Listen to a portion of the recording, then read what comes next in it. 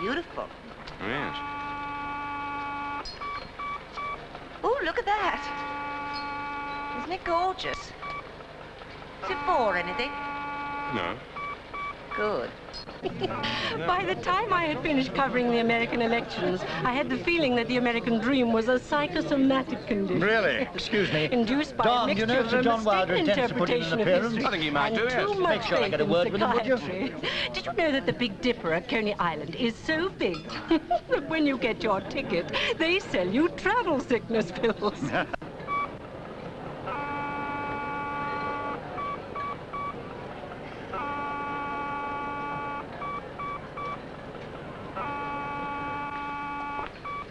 Whistle at it. Whistle? Yes, like the lady said. You know how to whistle, don't you? I saw the film. Whistle what? Anything.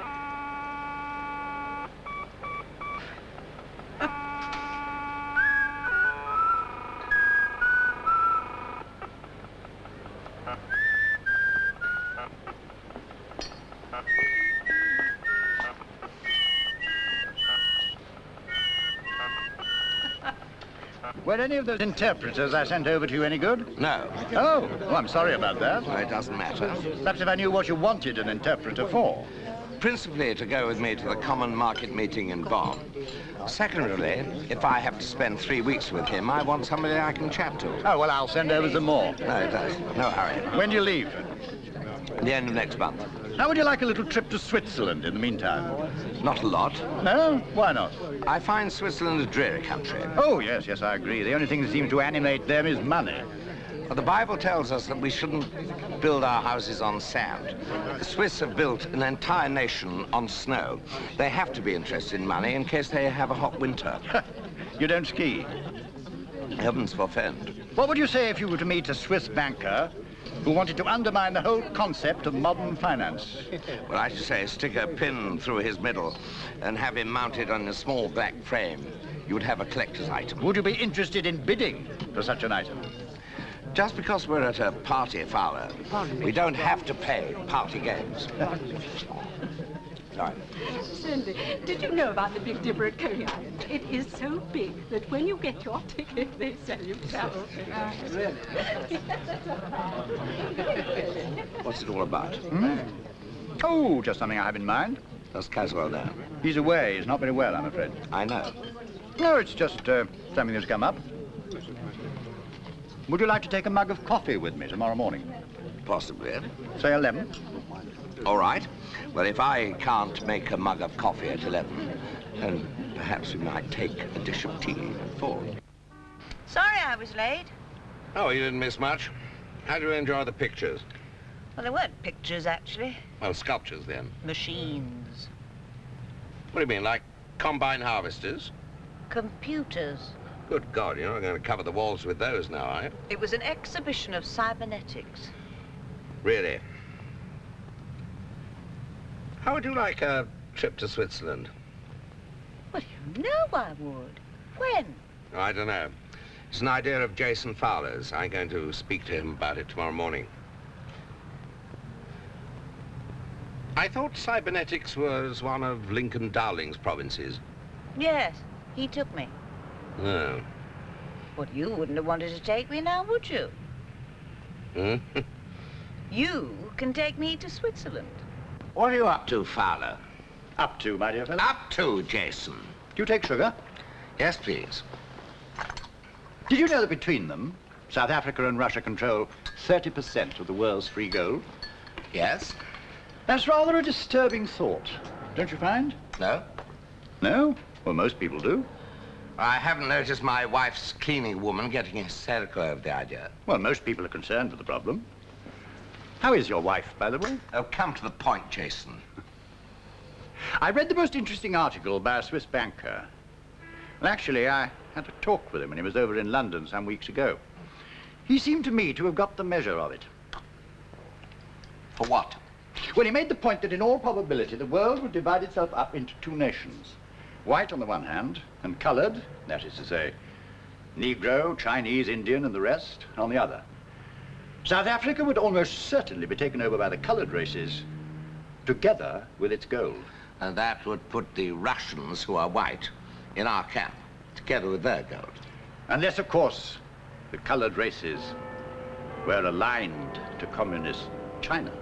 Not a dependable hypothesis. Herr Wisselmann, Who?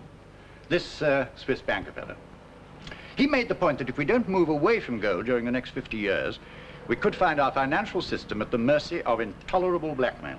And what does he suggest? Well, he has several ideas. One of them being paper gold. Thought we already had that, represented in the floating rate of exchange. Ah, but he wants to take these ideas further. But it's the principle he's putting forward that is most interesting. You see, the financial structure of the Western world is in a shambles and likely to get worse. Everyone is trying to find a way through. Now, here is a man who's coming forward with some original and unorthodox thinking. Well, don't you think that's interesting? Fascinating. Well, thank you for the coffee, Jason. You're going? I can't quite see what else you want me for. But I hadn't finished. Oh. There's to be a conference, well, more of a seminar, really, to be held in Geneva next week under the unofficial auspices of the World Bank. And you thought that I might like to go there? Why? I didn't assume you'd want to go at all, Wilder. I thought perhaps you might be concerned to do something for the department. Herr Wisselmann was to have addressed this seminar on the subject we've been talking about, but I now learn he isn't. So? Well, I suppose pressure's been brought to bear on him. Possibly by the Swiss themselves, who hate him because they think he's a renegade. Possibly by the French, by the Germans, or even the Americans. Why are these great nations lowering over this tiny gnome from Zurich? Well, because it's just the sort of thing the press might seize on and make much of. Why shouldn't we want them to make much of it? Because there has to be a change in the financial structure. I, together with my colleagues in foreign governments, have been asked to put our views forward. Now, we know what might happen. We don't know what will happen. A little publicity might drive these other nations out into the open, which is healthy. And you want me to go and persuade this economic Martin Luther to stand up and be counted? Well, I think it'd be a good thing if he did speak on the subject. No, I wondered whether you would like to take on the combined might of the French, Swiss, Germans, and Americans. Would you? No. Thank you for the coffee, Jason. Oh, and by the way, that other interpreter you sent me was as dreary as the rest. And he also had adenoids. Have them take a medical first, would you?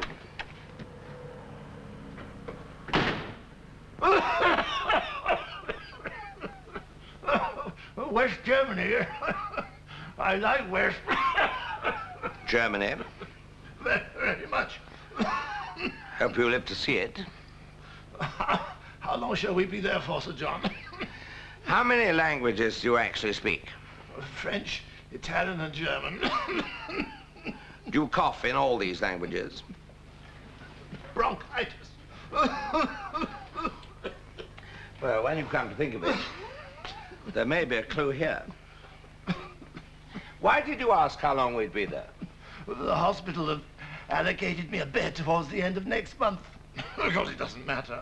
I mean, I can always... Accept it. Accept it, Mr. Hammond. But I am private, Sir John. They'll find me... Thank you. Thank you. Sir Jason will be in touch with you. Thank you very much for coming.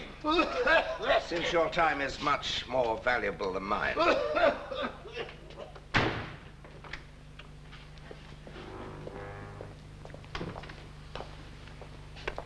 Don? You called, Master? Take a memo to Jason Fowler, will you? You're saying what? Quote, government, even in its best state, is but a necessary evil. In its worst state, an intolerable one, unquote. Tom Paine. You are well read. What's Fowler done now? Why he'd imagine that I should want to spend 3 weeks with a man I wouldn't even take a cup of coffee with in a Brighton snack bar, I can't imagine. Now, there's a shorter Tom Paine quotation, if you prefer to use it. What's that? These are the times that try men's souls. No. Just bring him and tell him I'll make my own arrangements. There's another interpreter are here to see you, Sir John. We never know. Maybe Mr. Wright. All right, I'll see him. Show him in, Mrs. Waters, will you? Do you know what you're looking for, John? I won't know till I see it.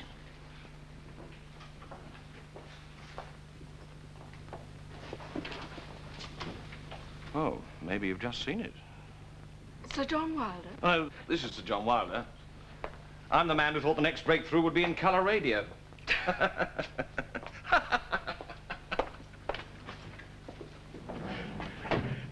Who's that? You may well ask, Mr. Henderson. I gather Sir Jason sent her over as a last resort. Well, as a last resort, I wouldn't mind resorting to. My father's Lord Wessex. Ah, I thought sex would be in it somewhere. Well, shall we sit down? Okay.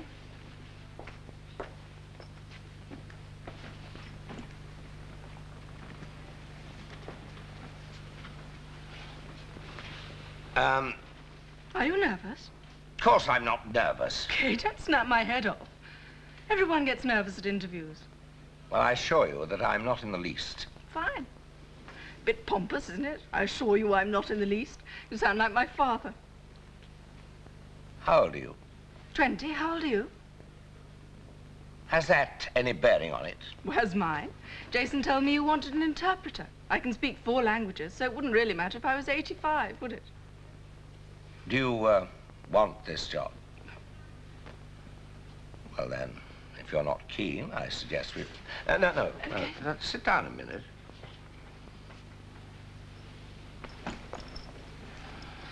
How many languages do you actually speak? French, German, Russian, Italian. Very uptight, aren't you? What does that mean? Well, sort of... Well, it's only a job, isn't it? You might as well try and get some fun out of it. Is that what you think? Sure. You see them all the time. See what? People who go about their jobs as if they were in prison. They seem to think their good time is coming when they retire. But they forget. They're going to be so old. Well, it's like being good all your life because you'll get your reward in heaven. If there's no heaven, you've been swindled. See? You're not so uptight now. No.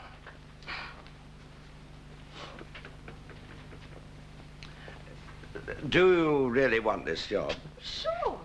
Why? I need the money. I'd like to go to Bonn, and Jason thought I might get a bit of skiing. Do they ski in Bonn? Well, Jason seemed to think we might be going to Switzerland for 2 or 3 days first. Oh, did he?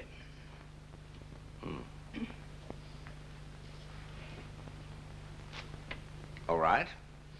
The job's yours. I can't guarantee the skiing. And what's your name? Perpetua. Oh, good God. Isn't it a dog? My father chose it. He's hooked on history, and it's the name of a 3rd century virgin martyr. Really? A fate that is hardly liable to overtake you, I should think. Oh, no. I'm not going to be anyone's martyr. I'm on the pill.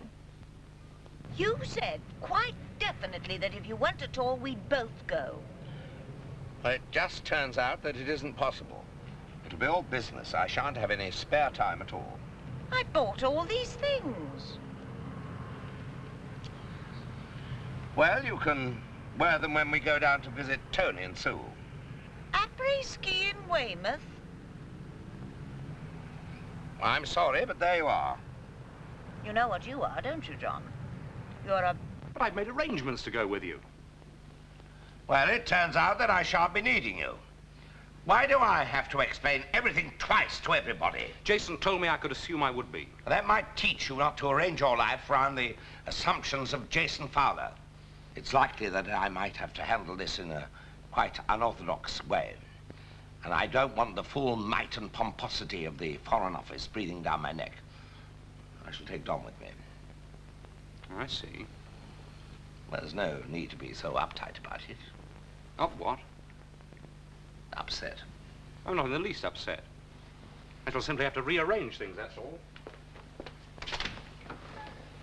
Yes, well, you don't appear to be figuring very prominently amongst this week's most popular people. Well, he's probably annoyed that he won't get any skiing.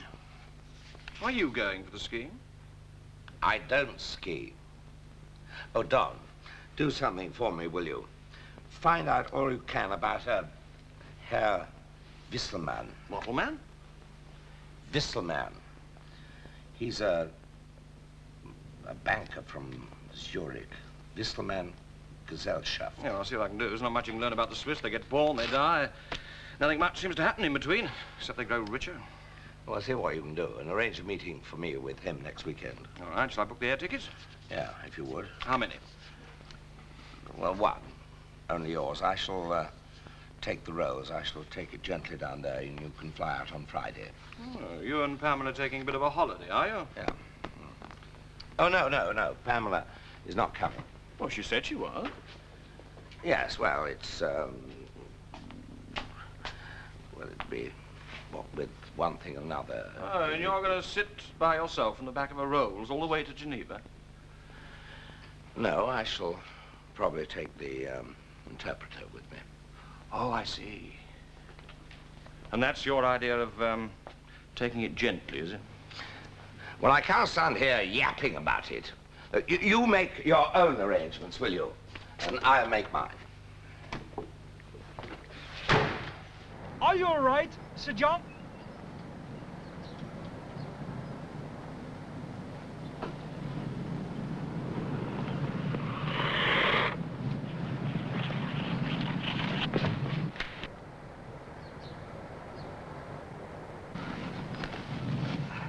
You know, John, you go on like this, and you find yourself overdrawn at the blood bank.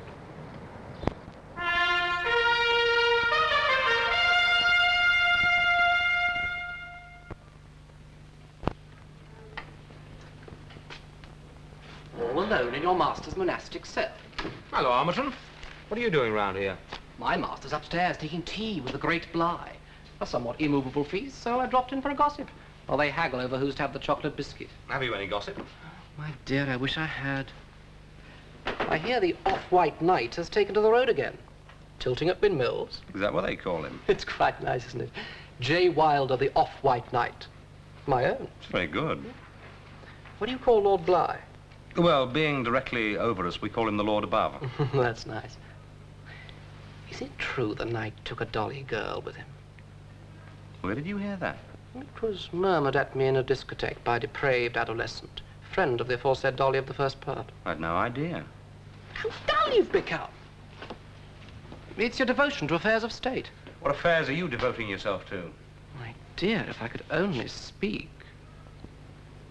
So you sit here, do you, doing your good works while your master is paddling in the pool of permissive society, down at the shallow end where the children play. What have you heard? I think you'll find that these days even to venture in the shallow end puts you in over your head. She's only 20, but the poor man could drown. Who is she? Perpetua Cataline, Lord Wessex's wayward youngest. Cheltenham Ladies' College, a brief but startling term in Zurich, Sussex University, Grosvenor Square riots, reads Queen, Nova, and the Black Dwarf, smokes pot, takes the pill, intends refusing to vote, and the King's Road passes straight through her flat. In short, the product Emily Pankhurst gave her entire life to allow its head. My God. Well, may you call on your deity. I hope Sir John is. Well, there you are, my dear. I've given you my gossip. Have you none to give me? None at all. Oh, dear. Lady Wilder is on the phone for you, Mr. Dowling. You lie to me, Lincoln.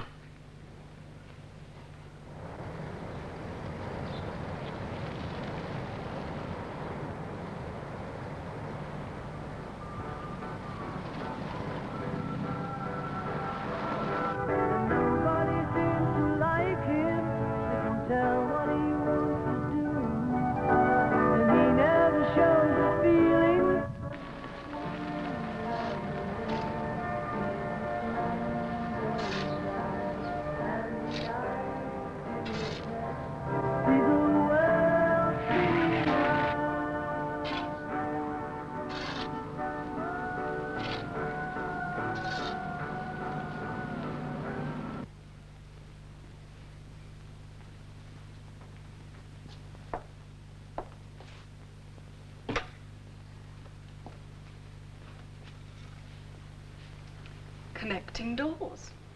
Did you stipulate that? I didn't actually ask you, no. So, order a drink? Of course. I thought I ought to ask nicely. It's a bit like being out with Daddy. Look, I didn't specifically ask for connecting doors. Okay. Go and have your bar. Do you want a drink? All right. I'll have a scotch. If you can manage it. Don't get so screwed up, baby. Is it supposed to be a secret from me why you're doing all this? Can I give you a lift? Oh, thank you. Tell me, is it true that Wilder took Perpetua Cataline to Geneva with him? It is. I understood it was you who sent her to see him. Yes, it was. Yes, I got tired of him sending back every interpreter that I suggested. And I thought the sight of her mini-skirted thighs would bring him out in a hot sweat. I gather they did. And make Switzerland a little more inviting. Well, I did feel that was a bit naughty of me. But you see, I imagined he'd be traveling with a party of you, and that with you there to keep an eye on him, her inaccessibility would drive him mad. He seems to have spiked your guns. Yes. She's a very pretty girl. Very. And sexy. Extremely. Do you think she, Oh, I wouldn't be surprised. No. You know, Lincoln, much as I disapprove of Wilder, oh, there are times when I could wish I were he. Are you ready?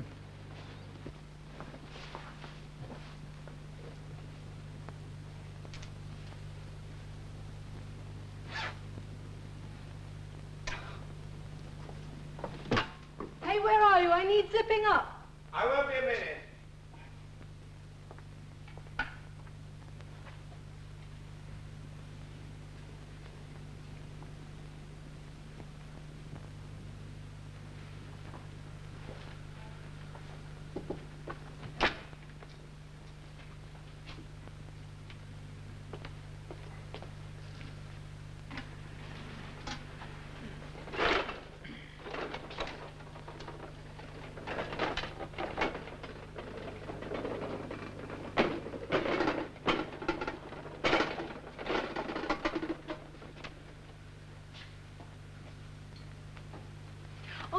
S'il vous plaît, Oui, pouvez-vous me...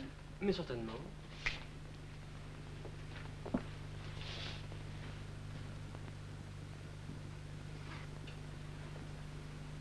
Merci. Je vous en prie. Ah. Dinner. So we're eating here, I take it. You don't mind? Well, I don't mind where I eat, as long as I don't have to pay for it. There's dancing downstairs in the restaurant. I don't dance. No, but I do. Well, we might try it later on.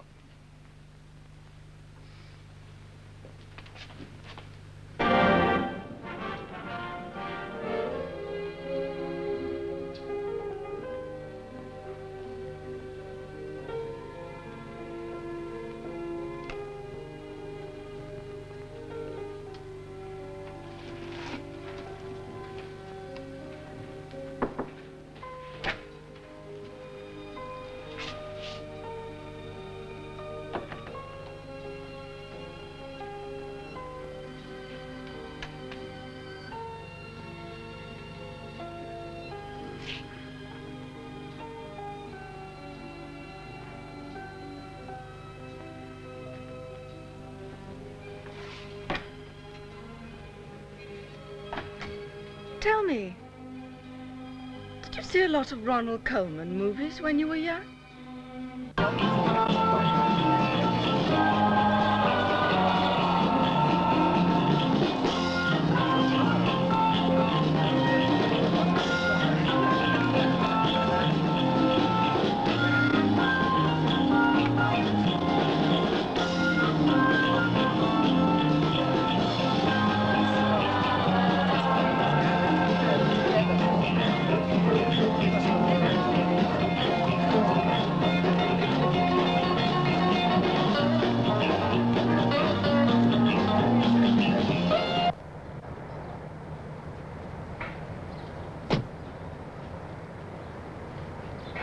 time did you get in last night?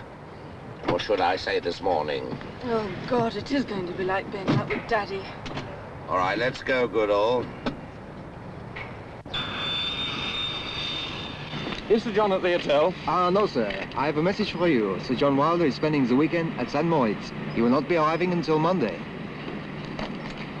Oh, blimey.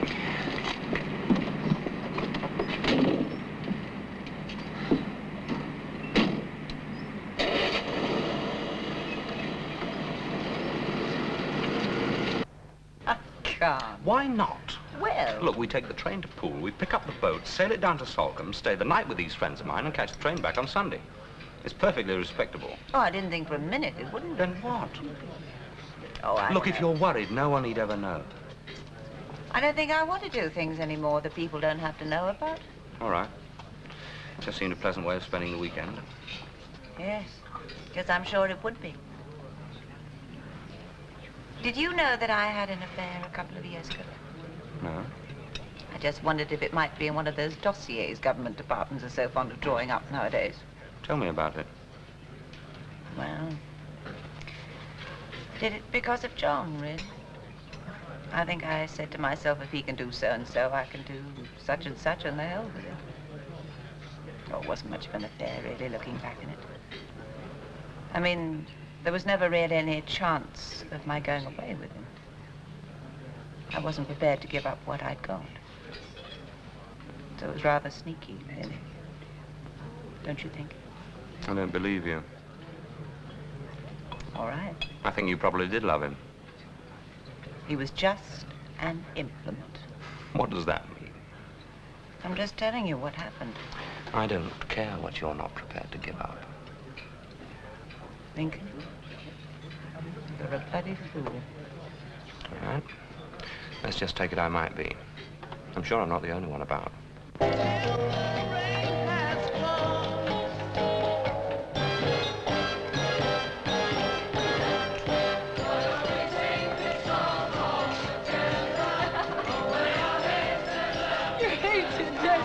Well, at least I'm trying. Come on, let's sit down. No, let's wait till the end of the dance.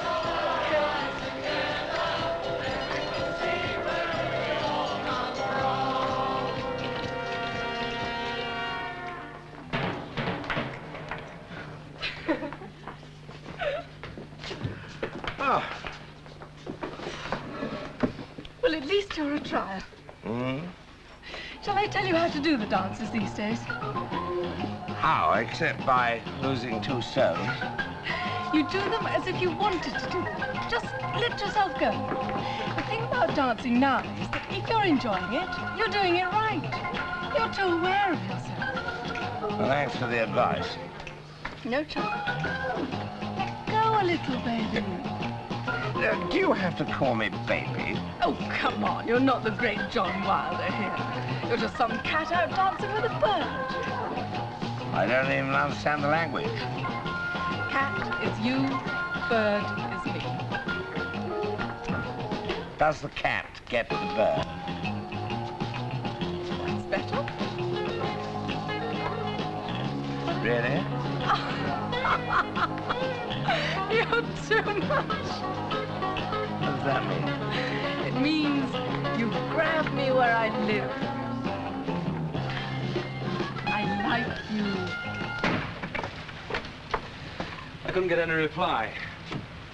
Well, I expect they thought we wouldn't get this far in this kind of weather. Probably. Anyway, we're stuck here for the night.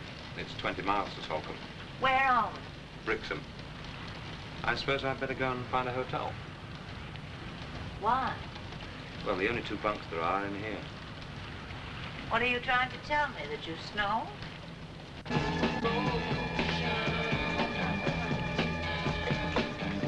When I was 18, there was this guy in Zurich. He was about 30. He taught me pretty well all I know about men. And he never touched me. And you know what? When he got married, he named his first kid after me. Isn't that fantastic? I think all girls look for is a father figure to lean against. Young girls. I suppose it's a way of saying they really did love their fathers.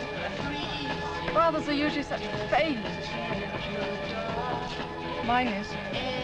Difficult to explain. When it was all over and the pieces put together again, I said to myself, never no more. Never. Never no more. And if I did, after saying that to myself, I don't think I'd be able to trust anything I thought ever again. Anyway, it's different now. Things have changed. For the better. As better as things ever are. John's changed too. Seems to need me more. So,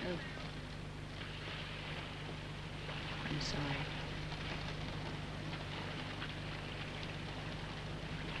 Good night.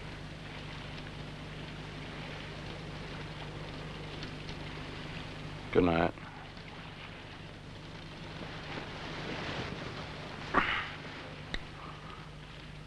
You're a funny person. Why? You're so neat. Neat shirt, neat suit, neatly tied tie. Neat watch strap. It's as if you thought it was possible to tidy up the whole of life and make some order out of it. Now, isn't it? You have to live it as it comes. You didn't give me this job just because I speak 4 languages. No, not entirely. No, I knew that first day in your office. Why did you come? Because the grave's a fine and private place, but none, I think, do there embrace. Who wrote that? Andrew Marvel. Solid sender, if there ever was one. But at my back, I always hear Time's winged chariot hurrying near. And yonder, all before us, lie deserts of vast eternity. If we had world enough and time, this coyness lady were no crime. Hey, man! That's out of sight. Underneath the neat shirt, there's a poet. My love is of a birth as rare as 'tis of objects strange and high. It was begotten by despair upon impossibility. Nothing's impossible, baby.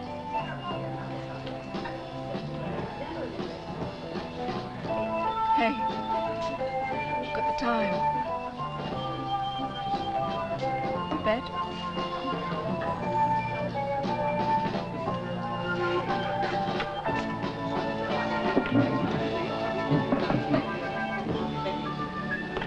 John, look, we've been looking everywhere for you. Yes. This is Herr Wisselmann. How do you do? Tomorrow, Don. Well, Herr Wisselmann wanted to meet you to have a chat. Yes, well, first thing tomorrow, Don, if you like. If you'll excuse us. Yes. Yeah, but John. Oh, I'm sorry. Not at all. There are, thank God, still some things equally important as money. Of course, as a banker, I always ask myself, how much costs such a thing?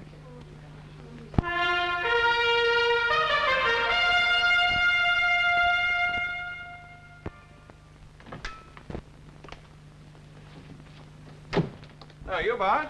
Good morning, Don. Yes. So it would seem. That's a bit strong, isn't it? What is? Hi, man. Oh, hello. What did you want me for, Don? Well, I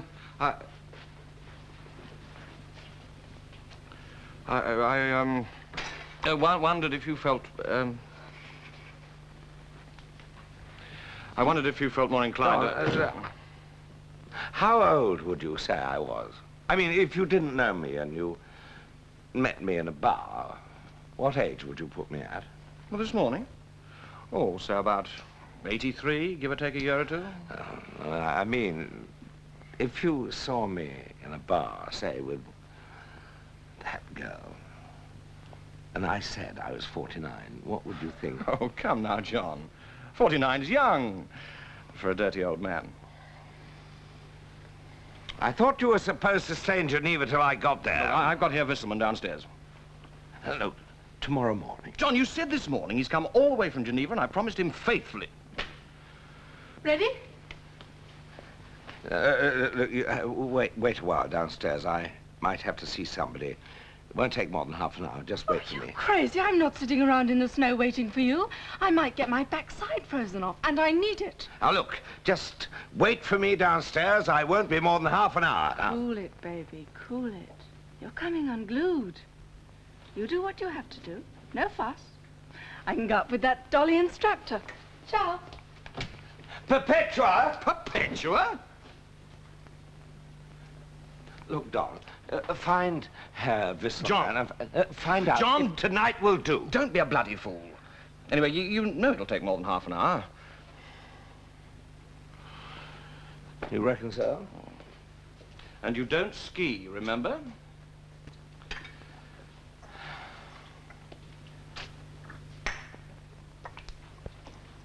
John, look... well, when in Rome... Yes, but take it gently, will you? You know, you're overdoing things. You know what it is that sits at the bottom of the sea and shakes? What? A nervous wreck. All right, I'll see him now. Oh, Don, tell that girl that the skiing is off. I want her to interpret. But he speaks English. Don, just go and tell her. All right, all right. But, John, you can't keep a girl of her age away from all the dolly young men in the world. Not at your age. You get them? Yes. Happy ending. They'll take the boat on so we can catch the train back if we want to. Well, that's that. I shall miss this boat. We don't have to catch the train if we don't want to. I think we should. There aren't those many trains on a Sunday morning. I hope you weren't too disappointed with your trip. Of course not. It was, as I said it would be, a pleasant way of spending the weekend. I've still got some washing up to do. Will you tell him how you spent the weekend? Probably not. Well, there isn't very much to tell, is there? Only if it comes up, and it probably won't. Ahoy! Hey, you out of bed yet? Hello, old chap. We thought you'd gone amok on Start Point. Oh, hello. Darling, we imagined you feeding fishies. I can't even get into these flies. Steady the old sea legs. This is a friend of ours staying with us. Miller, darling, what are you doing here? And Lincoln, darling. You know each other? Oh, isn't that wonderful? Great. You have no idea how I was dreading this train journey back. It takes hours. I was overjoyed when I saw it was you two. Was the train crowded coming down? Oh, but of course you came by boat. I expect that was a bit crowded too, wasn't it? Still, that could be quite pleasant. Who steered? Aunt May. Yes, marvellous navigator. Actually, it was a bit crowded, but I managed to squeeze into the after cabin, and May and Pamela had the main cabin. May had to go over to Torquay first thing this morning, or you'd have met her. I don't know where we'd have been without her in that storm. She's an incredible woman for her age. What is her age? 69. She's unbelievably good at splicing ropes and spiking guns. That's an old nautical term. Yes, I had heard the phrase. You come all the way from England to try to persuade me to do something which I had never had any intention of doing anyway. You didn't intend to speak? Oh, I shall address them, yes. But I have not yet decided upon what subject I shall address them. You mean other interests have perhaps persuaded you? Oh, there has been no pressure put upon me whatsoever, of any kind, by anyone. Oh, from the Americans? No. Or the French? None at all. From your own country? Here I am regarded as eccentric. And why did you change your mind? I haven't changed my mind. Look, Sir John, you have seen an article of mine in which I put forward the two nations hypothesis and the idea of paper gold. But it was only an hypothesis, an amusing idea. It's not even wholly true. Gold is fairly evenly distributed over the whole world. If it is on the land, it is probably also under the sea. If we need it enough, we can always find it. That is also my idea. Oh, may I? You know what magazine I wrote it for? No. It was for Ampersand. Well, it's a satirical magazine. Oh, the basis of the article is quite feasible. The idea is possible. It is just that it is not immediately probable. I think you are the only ones who have taken it seriously. Collapse of stout party. Where did you read the article, Sir John? I haven't read it, as a matter of fact. You were told about it. May I ask by whom? By a colleague of mine.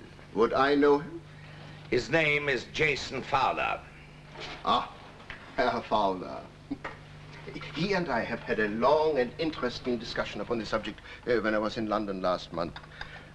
I think I have made the mistake of thinking that discussion was also hypothetical. I'm afraid nobody appreciates my sense of humor. What do you mean by that? Well, I understand yours, Sir Jason Fowler, has to put in a report on the reorganization of international currencies. He gave me a long and boring lecture about it. I expect he was trying it on the dog. He struck me as a man who needed an idea. Perhaps because for years an idea has been expected of him and he has never been able to deliver. I suppose it would be a great help to him to be able to quote from something as respectable as a conference of the World Bank. Herr Wisserman, if you are looking for a subject for your lecture, how about the manipulation of ideas by government officials for their own ends? Now, that is a good idea. And now, if you will excuse me, since I am here, I think I will try and recapture some of my lost youth on the nursery slopes. It has been very nice meeting you. Es hat mich sehr erfreut. Auf Wiedersehen. There was the man. Thank you. Thank you. Nice fella. Are you going to listen to his speech? What for? Fowler only asked me to persuade him to talk. He didn't say on what subject. I thought he was dishy. Pretty nearly the greatest thing since sliced bread. Oh, come along, Perpetua, baby. Get your slide area off that sofa and zip it into your ski pants. There's no snow in the King's Road, booby baby. Get him. You know, suddenly, I think you're getting on the ball again, Jackson. Thank God she got out at Reading. Yeah, I was terrified she'd invite us up for drinks. Lincoln, Yes? who did John go to Switzerland with? With? Well, he took Henderson with him. Nobody else? I really don't know. Why? Well, just thought it was odd that he didn't want you to go with him. Or me. I've no idea. Good for you. Are we there? It's just about. Would you like to come to my place first for a drink? Oh, I think I'd better get back. Thanks for a super weekend and everything. Nonsense. I'm going to Cheltenham tomorrow for the day. I don't suppose you'd like to come? I think perhaps... Think about it. We can always take Aunt May with us. Yeah, I'll see you in London the day after tomorrow. Are you all leaving today? Yes, I'm catching a plane this afternoon. Oh,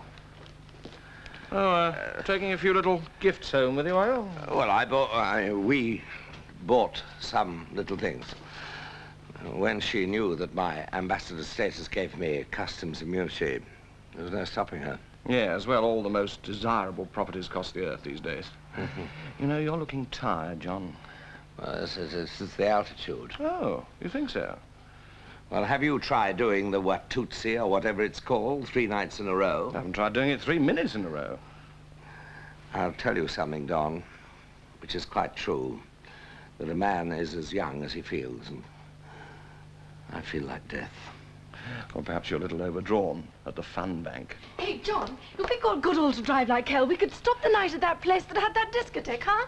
We'll see. John, look. Try taking it easy, will you? You know what they say. Death is nature's way of telling you to slow down.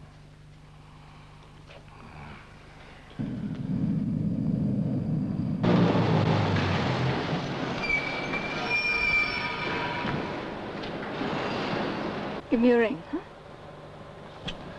Okay. Okay. Only not next week. Next week I'm in a demonstration for War on Want. As long as you know what you want. What the hell are they? Do you really think we will get all that stuff through without paying duty? My dear child, I've told you I have diplomatic immunity.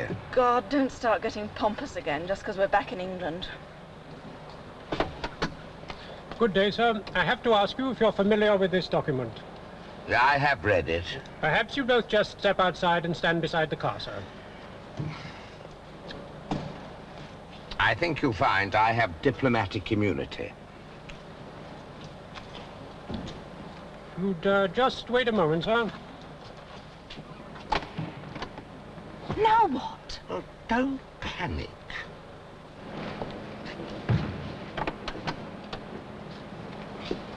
Good day, Sir John. Madam. Good day. Is everything all right? Perfectly, sir. Splendid. But we would be very grateful if you would step outside and stand beside your car, sir.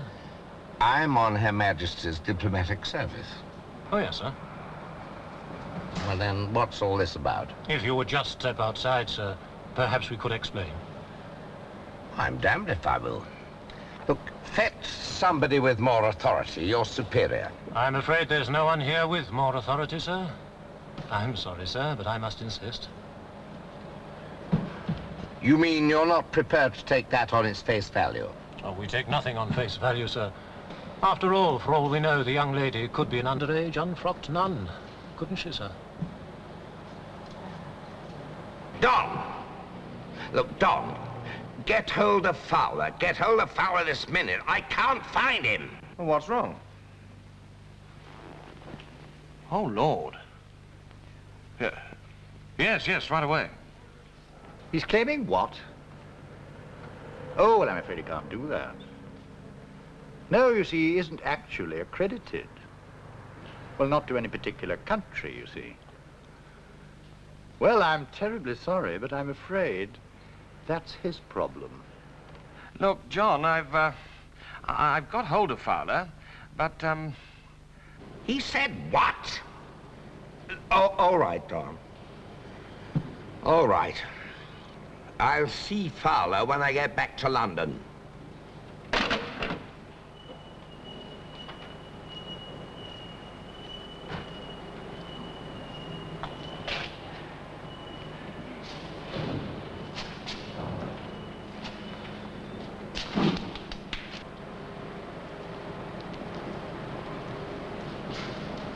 Well, Sir John, you'll be pleased to hear we haven't found anything other than the things in the boot. No?